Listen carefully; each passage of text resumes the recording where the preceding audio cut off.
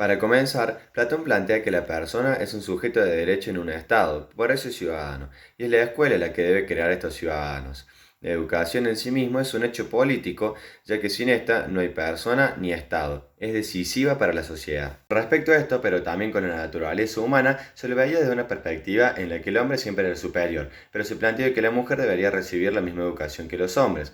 Además, se tenía la idea de que ciertos oficios debían ser destinados a uno u otro sexo dependiendo de la naturaleza de cada uno.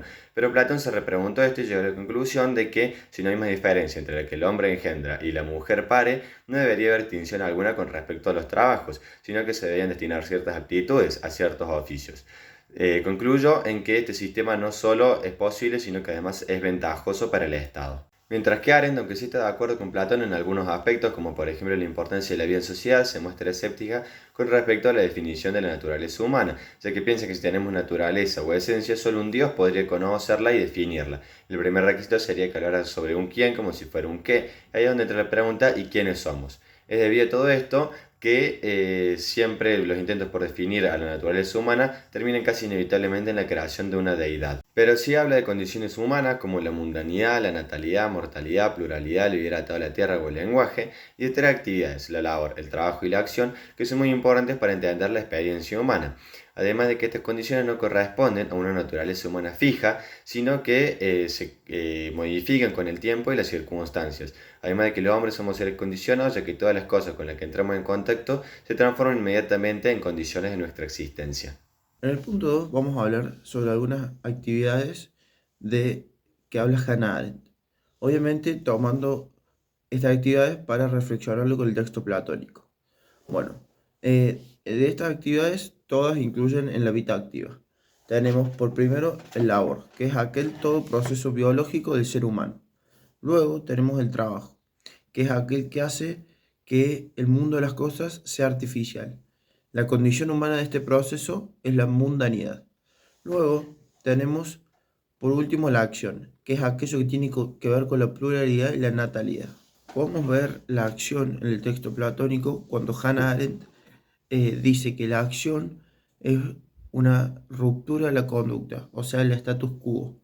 Esto lo podemos ver en Platón cuando vemos que Platón propone nuevas leyes y propone que las mujeres tengan la misma formación que los hombres, algo totalmente impensado para esa época. Ahora vamos a hablar de trabajo. Lo podemos reflexionar cuando Platón habla de el mayor mal y el mayor bien del Estado. El mayor mal es aquello que lo divide, aquello que cada sentimiento de las personas se vive por individual, las penas y las alegrías. Y Platón habla de que el bien del Estado es cuando estas penas y alegrías se viven en conjunto, todos juntos, que esto ayuda a unir al mismo Estado. También lo encontramos cuando hablamos de ciertos oficios, la música y la gimnasia, o también cuando nombra diferentes construcciones como templos y casas. En el labor habla sobre la actividad biológica del comer, como por ejemplo en la siguiente cita. Cuando un hombre come con repugnancia, no se dice que tiene hambre ni gusto de comer, sino que no tiene apetito. Bueno, en este punto 3 nosotros podemos reflexionar varias cosas de la actualidad con lo del texto platónico. Algunas cosas refiriéndonos a que la palabra sin alguien que la escuche no sirve para nada, entonces clave vivir en sociedad. De acá nosotros tomamos que, por ejemplo, antes las sociedades excluían a aquellos niños o personas que nacían con discapacidades. En la actualidad eso se mejoró mucho y ahora tenemos una sociedad mucho más inclusiva.